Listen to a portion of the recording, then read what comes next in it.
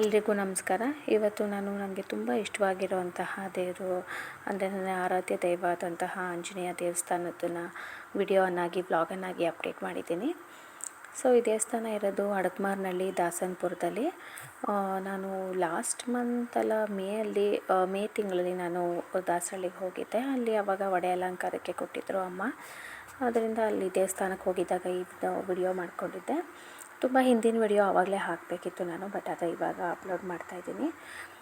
ನನಗೆ ನಾವು ಯಾವಾಗಲೂ ಈ ದೇವಸ್ಥಾನಕ್ಕೆ ಹೋಗ್ತಿದ್ವಿ. ನನಗೆ ಈ ದೇವಸ್ಥಾನ ಹೇಗೆ ಪರಿಚಯ ಆಯಿತು ಫಸ್ಟು ಅಂತ ಹೇಳಿದ್ರೆ, ನಾನು ಫಸ್ಟು ನಮ್ಮ ಮನೆ ಹತ್ರ ಸುತ್ತಮುತ್ತ ಇರೋಂಥ ಆಂಜನೇಯನ ದೇವಸ್ಥಾನಗಳಿಗೆ ಜಾಸ್ತಿ ಹೋಗ್ತಾಯಿದ್ದೆ.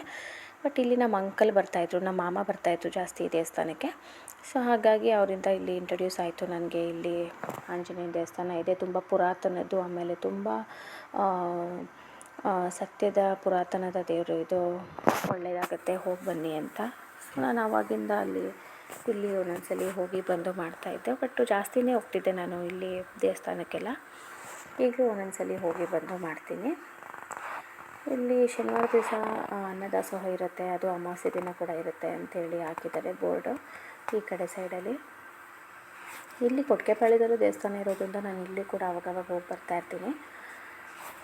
ಇಲ್ಲಿ ಲಕ್ಷ್ಮೀ ನರಸಿಂಹಸ್ವಾಮಿ ಮಂದಿರ ಅಂತ ಬರ್ತಿದ್ದಾರೆ. ಅಂದರೆ ಯಾರ್ಯಾರು ಕಾಯಿ ಕಟ್ತಾರೆ, ಏನಾದರೂ ಒಳ್ಳೆಯದಾಗಲಿ ಅಂತ ಅಂದ್ಕೊಂಡು ಕಾಯಿ ಕಟ್ಟೋರು ಇಲ್ಲಿ ಕಾಯಿಯನ್ನು ಕಟ್ಟಬೇಕು, ಹೊರಗಡೆ ಕಟ್ಟಬೇಕು. ಲಕ್ಷ್ಮೀ ನರಸಿಂಹಸ್ವಾಮಿ ದೇವಸ್ಥಾನ ಇಲ್ಲಿ ಒಳಗಡೆ ಇದೆ, ಅದು ಬೀಗ ಹಾಕ್ಬಿಟ್ಟಿದ್ದಾರೆ, ಯಾರಿಗೂ ಒಳಗಡೆ ಅವಕಾಶ ಇಲ್ಲ, ಪ್ರವೇಶ ಇಲ್ಲ. ಈ ಕಡೆ ಸೈಡಲ್ಲಿದೆ, ಅದು ತೋರಿಸ್ತೀನಿ ನಾನು. ಅಂದರೆ ಲಕ್ಷ್ಮೀ ನರಸಿಂಹಸ್ವಾಮಿ ಎದುರುಗಡೆನೇ ನಾವು ಕಾಯಿನ ಕಟ್ಟೋದು. ಇಲ್ಲಿ ಆಂಜನೇಯಂಗೆ ಪ್ರದಕ್ಷಿಣೆ ಹಾಕ್ಬಿಟ್ಟು 48 ಪ್ರದಕ್ಷಿಣೆ ಹಾಕಬೇಕು ಆಂಜನೇಯಂಗೆ. ಆಮೇಲೆ ಇಲ್ಲಿ ಕಾಯಿನ ಕಟ್ಟಬೇಕು, ಲಕ್ಷ್ಮೀ ನರಸಿಂಹಸ್ವಾಮಿ ಎದುರುಗಡೆ ಕಾಯಿನ ಕಟ್ಟೋವಂಥದ್ದು.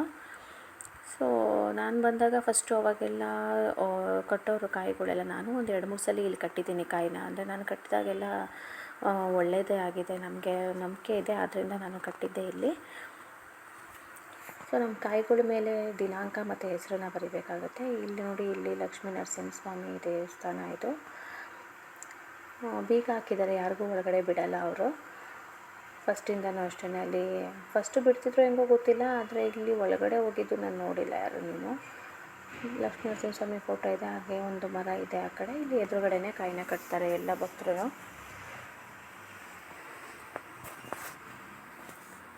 ತುಳಸಿ ಹಾರ ಮತ್ತು ಹೂವು ಹಾಕಿ ಇಟ್ಟಿದ್ದಾರೆ. ಹಾಗೆ ಹೊರಗಡೆ ಒಂದು ಉಂಡೆ ಕೂಡ ಇಟ್ಟಿದ್ದಾರೆ ಆ ದೇವಸ್ಥಾನದ್ದು. ಶ್ರೀಕ ಅಭ್ಯಂತಲೆ ಇಲ್ಲೆಲ್ಲ ಸುತ್ತಮುತ್ತ ಓಡಾಡ್ತಿದ್ದಾರೆ. ನಾವು ಬಂದಾಗ ಆಗಲೇ ಸಂಜೆ ಆಗಿತ್ತು. ಸಂಜೆ ಆಗಿದ್ದರಿಂದ ಇಲ್ಲಿ ಸ್ವಲ್ಪ ಕತ್ತಲೆ ಅನ್ನಿಸ್ತಾ ಇದೆ. ನೋಡಿ, ಇದು ದೇವಸ್ಥಾನ ಸುತ್ತ ಸೈಡ್ ಇರೋದು, ದೇವಸ್ಥಾನದ ಸೈಡು ಸುತ್ತ ಆ ಕಡೆ ಎಲ್ಲ ತುಂಬ ಜಾಗ ಇದೆ. ಅಂದರೆ ಮನೆಗಳಿಲ್ಲ ಇಲ್ಲಿ ಸುತ್ತಮುತ್ತ, ಗಿಡ ಮರಗಳೇ ಜಾಸ್ತಿ ಇರೋದು ಇಲ್ಲಿ. ಮನೆಗಳು ತುಂಬ ದೂರದಲ್ಲಿ ಆ ಕಡೆ ಎಲ್ಲೋ ಇರ್ಬೋದೇನೋ, ಇದು ಹಳ್ಳಿ ಸೈಡ್. ಈ ಕಡೆ ಮನೆಗಳು ಯಾವೂ ಕಾಣಿಸಲ್ಲ ಅಷ್ಟೊಂದು. ಈ ಕಡೆ ಏನು ಸುತ್ತ ಒಂಥರ ಗಿಡ ಮರ ಎಲ್ಲ ಪ್ರಶಾಂತವಾಗಿದೆ. ಅಲ್ಲೊಂದು ಹುತ್ತದ ಥರ ಇದೆ, ಅಲ್ಲಾರು ಸಣ್ಣ ಮಾಡ್ಕೊತಿದ್ರು, ಅಲ್ಲಿ ಹುತ್ತದ ಥರ ಇದೆ. ಇದು ದೇವಸ್ಥಾನದ ಗರುಡಗಂಬ. ಇದು ಕಡೆ ಇದೆ ನೋಡಿ. ಫಸ್ಟು ಇದಕ್ಕೆಲ್ಲ ಈ ರೀತಿ ಕಂಬಿ ಹಾಕಿರಲಿಲ್ಲ, ಹಾಗೆ ಬಿಟ್ಟಿದ್ರು.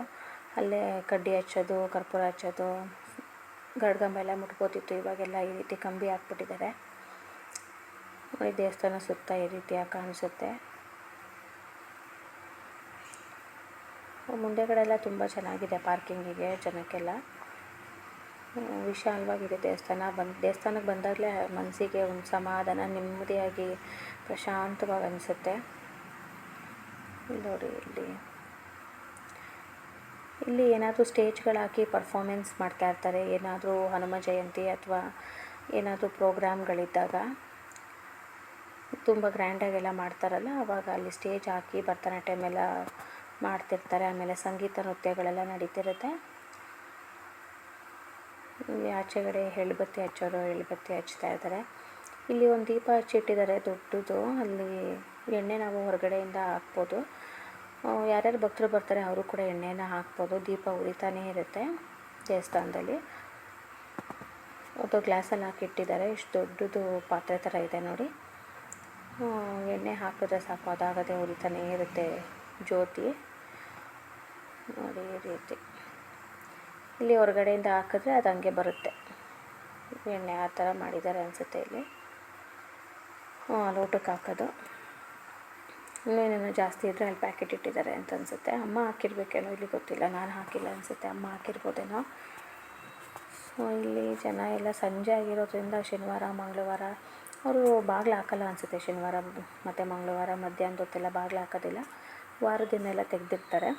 ಸೊ ಎಲ್ಲರೂ ಪ್ರದಕ್ಷಿಣೆ ಹಾಕೋರು ಬಂದು ಪ್ರದಕ್ಷಿಣೆ ಹಾಕೋದು ಎಲ್ಲ ಮಾಡ್ತಿರ್ತಾರೆ ಇಲ್ಲಿ. ಸೊ ಆಗ್ತಾರೋ ಹೇಗೋ, ಇವಾಗ ಆಗ್ತಿರ್ಬೋದೇನೋ ಗೊತ್ತಿಲ್ಲ, ಈವ್ನಿಂಗ್ ಟೈಮು.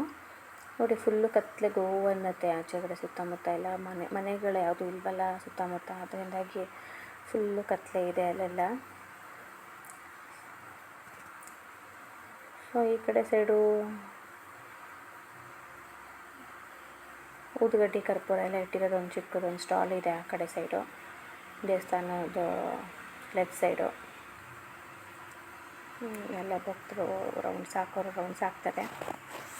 ಸಂಜೆ ಹೊತ್ತು ಬೆಳಗ್ಗೆ ಹೊತ್ತು ಮಧ್ಯಾಹ್ನ ಅವ್ರಿಗೆ ಯಾವಾಗ ಫ್ರೀ ಆಗುತ್ತೆ ಅವಾಗ ಬರ್ತಾರೆ ಅನಿಸುತ್ತೆ. ಇಲ್ಲಿ ಒಡೆ ಅಲಂಕಾರ ಮಾಡಿಸಿರೋರು ಒಡೆಗಳನ್ನು ಸಣ್ಣ ಸಣ್ಣ ಪೀಸಸ್ ಆಗಿ ಮಾಡಿ ಭಕ್ತರಿಗೆಲ್ಲ ಕೊಡಬೇಕು ಅಂತ ಐನೂರು ಹೇಳಿದ್ರು.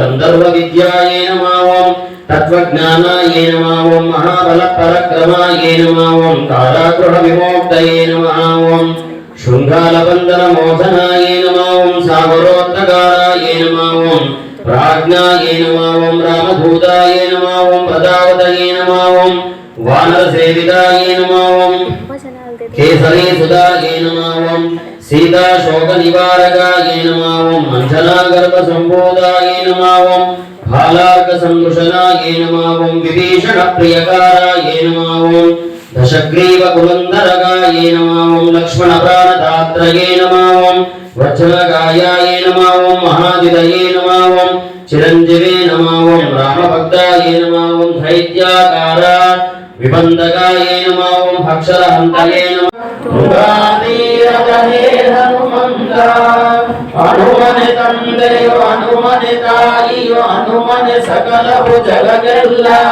ತುಂಗಾತೀರದ ಹನುಮನೆಗರೆ ಭಗವಂತನಗರ ಭಯವಿಲ್ಲ ಭಗವಂತನಗರ ಭಯವಿಲ್ಲ ಭಗವಂತನಗರ ಭಯವಿಲ್ಲ.